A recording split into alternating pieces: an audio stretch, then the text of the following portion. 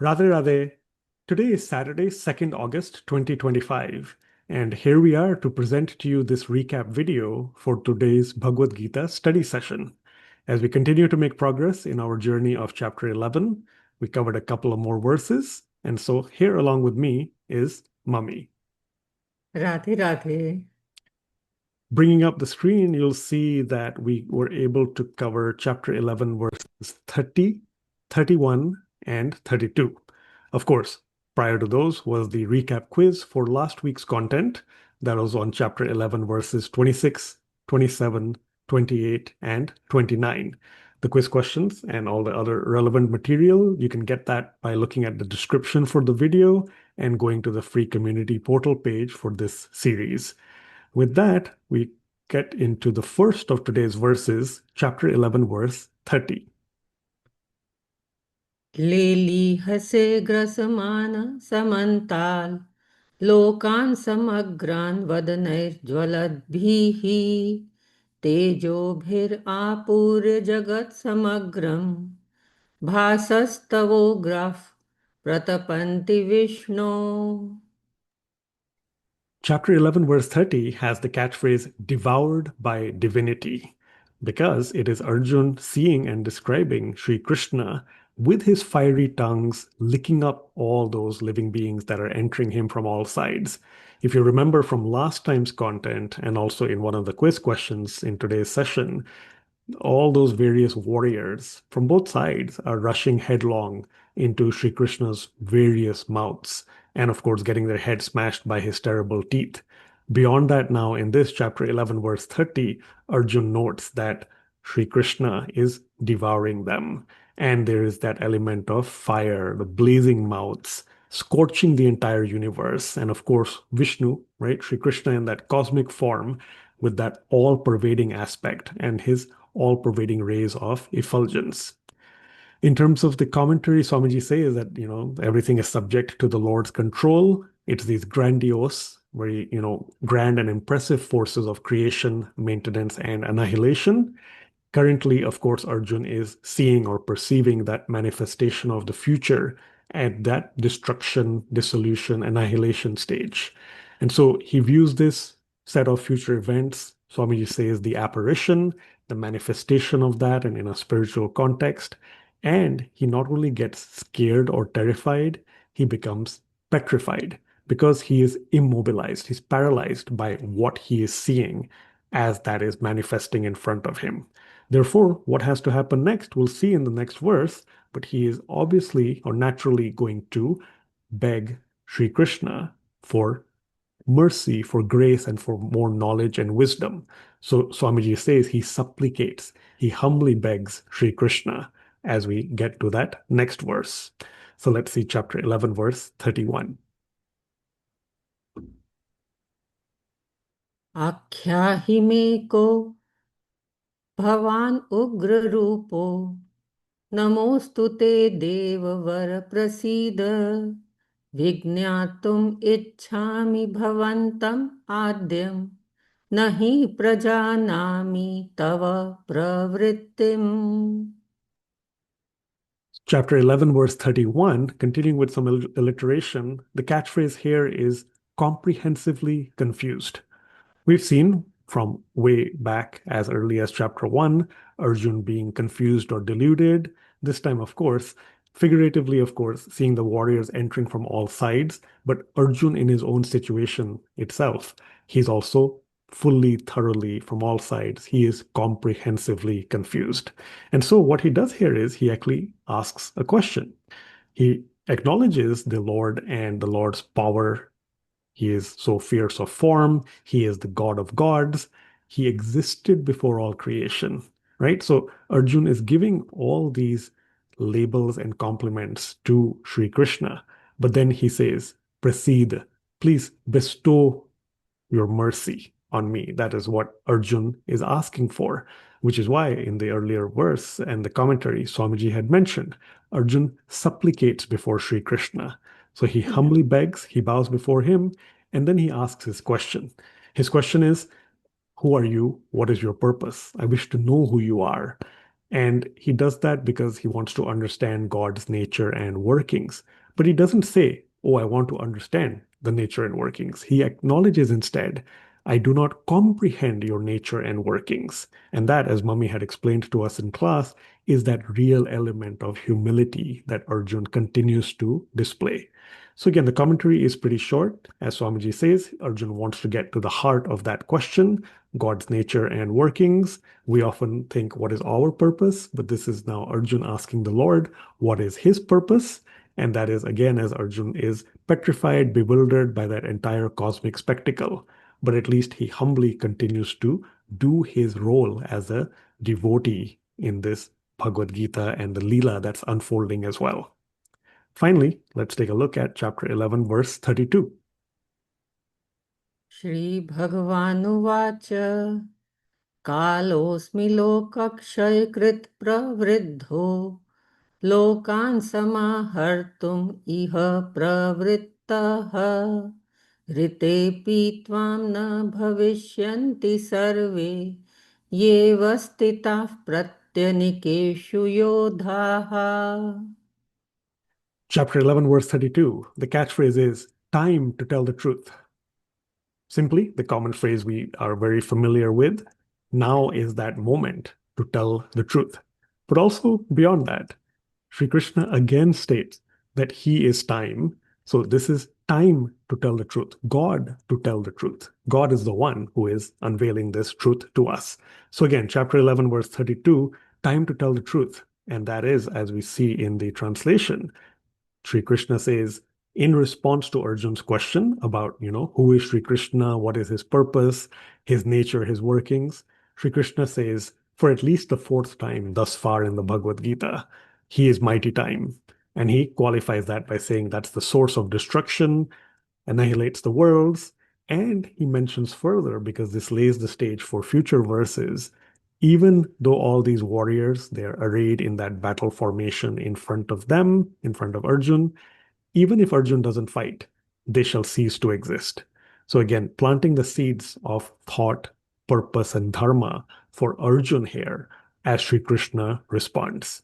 So as you see in the commentary, mighty all-powerful time, Swamiji connects it with a couple of Sanskrit words for us, Kalayati, which is from where Kal comes, which is synonymous with Ganayati.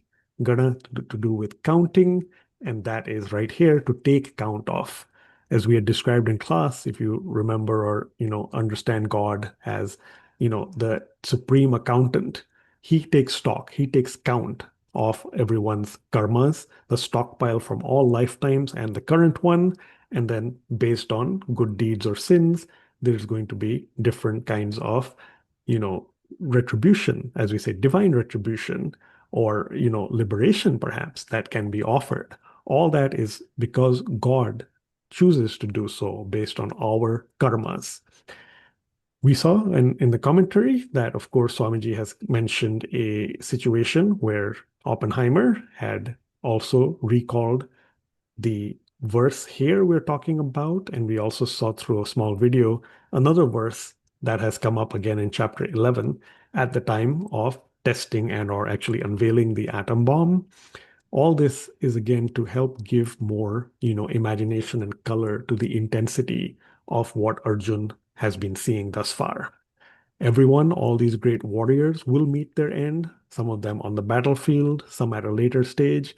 As Swamiji concludes, it's all part of the grand scheme of the Lord. And so, again, setting that stage for why Arjun should perhaps, right, not be fearful, not be petrified, and go and perform his duty. If you recall, we also saw the flyer in class. What should we comprehend about God's nature and workings? Connecting now, chapter 11, verses 31 and 32. Arjun asks the question. He receives the answer. God is mighty time, represented here. Of course, all the inner workings, the nature in that material form. But don't forget, we also have the clock as a heart, in the shape of a heart. God is in us, seated in our hearts. Divine love, bhakti, not just mighty time as a force of destruction, but as a means for us to remember our purpose, to love the Lord. And that is really one day with His grace, we hope to understand, to comprehend his nature and workings. Mummy, it's now over to you to enlighten us on Sanskrit words, phrases, and additional takeaways. Thank you, Gagan. So, from verse number 30, let's look at the word grasmanaha. Grasmanaha means devouring. So, it is very strange for Arjun. He says that, oh Lord, with your fiery tongues, you are licking up, on all the hosts of living beings on all sides and devouring them with your blazing mouths. So, Lord, in his cosmic form, actually, as Arjun is seeing, he thoroughly enjoys the process of destruction and he ensures that nothing is spared. Everything and everyone ultimately is destroyed. So then sometimes one feels that isn't it cruel to derive pleasure from destruction? Yes, so if we think from a relative point of view, then yes. But from an absolute point of view, no, it is not cruel. Because if old things do not die, how will the new things come up? Or if old trees and animals do not die in a jungle, then the new ones cannot be created.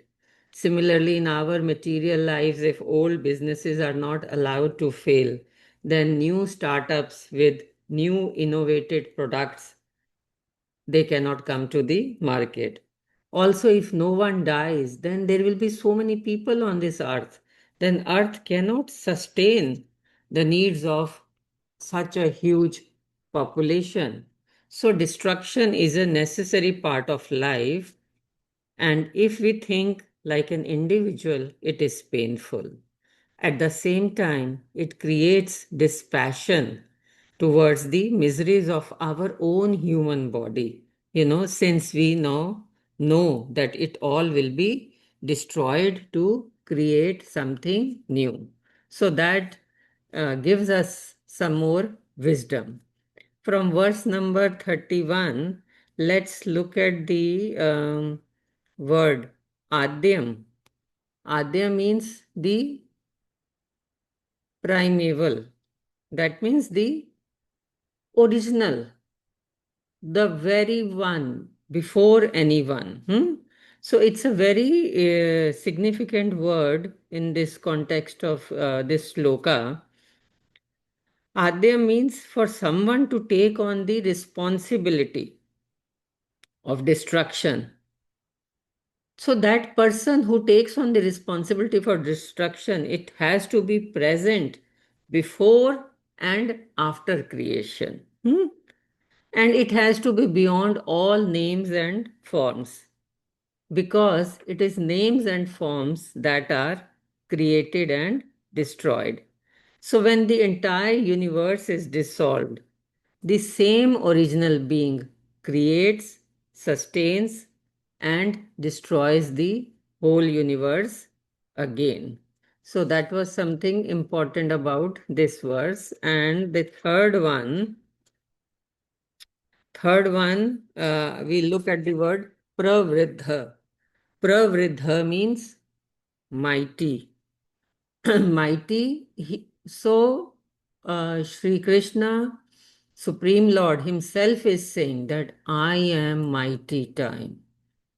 So here mighty means He is saying that He's mature, He's seasoned.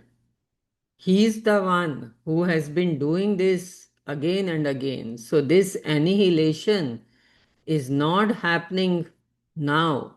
It has happened many times. So many times this whole universe has been created and then annihilated when the right time is there. So, Sri Krishna, Lord Vishnu, Supreme Lord Himself, is saying that He is the mighty time, Pravriddha. He is the one who creates, sustains, and then annihilates. So, time here, God is saying that He is Kal. Kal means death. That means he is the destroyer of all the world. So basically, whatever comes, whatever grows, whatever takes birth has to go. It has to die. Everything has to meet their end. So that is how Sri Krishna is um, telling Arjun that you have to continue to do your duty, your dharma, because even if you do not do, these enemies, these people are going to die. Kal is going to take away everybody. And also, I would want to make a point that in verse number um, 31, there is a very important word we have to see that Arjun is being very, very humble. He supplicates before Sri Krishna. Huh? He is full of humility and surrender because he's totally bewildered to see that cosmic form, terrible cosmic form of Sri Krishna, that very fierce form. So he humbly requests Sri Krishna to let him know who he is and what is his purpose. So, whenever we have noticed in many in stories from scriptures that first there is even deities, devtas, they all first appease to God. They first sing his praises and then very humbly ask him. And same thing Arjun is doing here, that he is being very, very humble and he is requesting Sri Krishna to tell him who he is and what is his purpose. We will understand more in the coming verses. Over to you, Gagan. Yeah, thank you, Mommy. And in fact, as you had unknowingly come up in class, possibly another catchphrase, time ticks, time takes. A little bit of similar rhyme there, perhaps, but time ticks, time takes. So lots in essence there. And finally, as we had noted, we did see a small clip of the reference that Swamiji has for Oppenheimer's quote. There's actually two verses that he notes from the Bhagavad Gita, chapter 11 specifically. So you can take a look at that link when you get the slides. And with that, we get towards the end of this recap video. We look forward to seeing you next time, of course. Do come prepared for the recap quiz when that happens as we get to more verses. And usual time, 8 a.m. Central Time, 6:30 p.m. India time. Till then, of course, thank you so much and Radhe Radhe. Radhe Radhe.